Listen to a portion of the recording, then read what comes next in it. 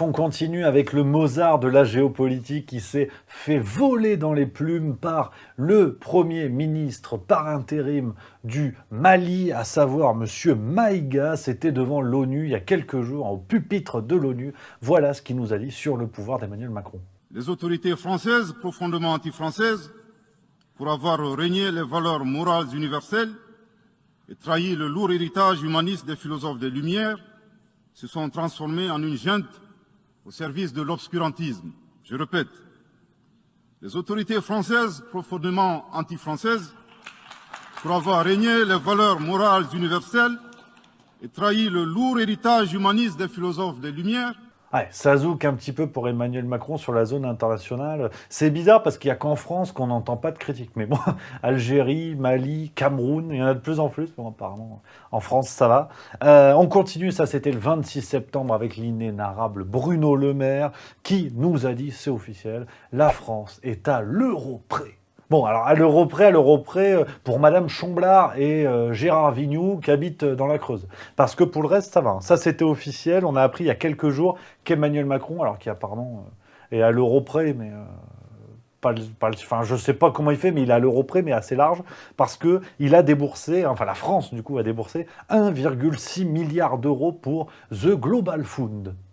Je suis heureux de vous annoncer que nous allons décider de dédier au Fonds mondial 300 millions d'euros supplémentaires sur 3 ans, ce qui signifie que nous y investirons près d'1,6 milliard d'euros entre 2023 et 2025. Alors, The Global Fund, je vais pas te mentir, je savais pas ce que c'était. Moi, j'avais entendu d'affreux bruits, de Bill Gates et tout. Alors, j'ai dit non, ça peut pas être ça. Je me suis renseigné dans les vrais médias.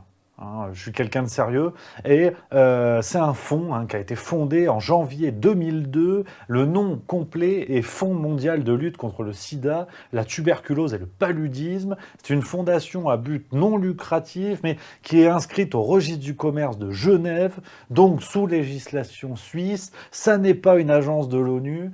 Bon, enfin, c'est aussi clair que la carrière de Roselyne Bachelot, si tu veux. On ne sait pas du tout quel est le sens de tout ça. On comprend à peu près que dalle, et moi, bon, je suis allé sur le site officiel du Global Fund, et j'ai lu l'objectif. Je t'ai dit, moi, je me suis renseigné. Donc, le Fonds mondial n'achète pas de médicaments en son nom propre. Il agit en tant qu'instrument financier en faisant des dons au ministère de la Santé et à des organismes humanitaires locaux dans un but de responsabilisation nationale. Ah bon? Alors du coup, j'ai regardé quels étaient justement ces organismes et tout ça. Et ça, c'était une révélation de Marianne le 7 janvier 2012, revue Marianne, bien connue. The Global Fund avait donné du pognon à Carla Bruni. Ouais. Alors Carla Bruni qui est ambassadrice aux activités du Fonds mondial, et Marianne nous révélait que le fonds a directement financé une partie du site officiel de Carla Bruni et payé très cher des campagnes de communication sous-traitées sans appel d'offres à un ami intime de Carla Bruni pour un total de 3,5 millions de dollars. Mais c'est quoi Carla Bruni? C'est une pilule pour les maux de gorge? C'est un médicament ou c'est une chanteuse?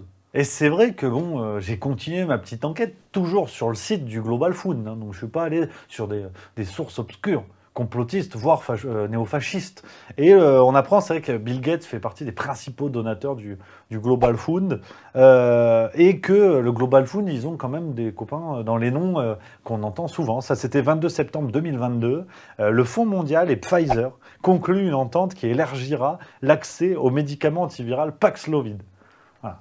Donc c'est ça à peu près Global Fund. Ça vient en aide aux gens qui sont malades, à Carla Bruni, à Bill Gates, ou Bill Gates vient en aide, enfin je sais pas trop, et Pfizer. Et alors je sais pas qui aide qui, mais et la France a donné 1,6 milliard de dollars à ça. Mais on est à l'euro près.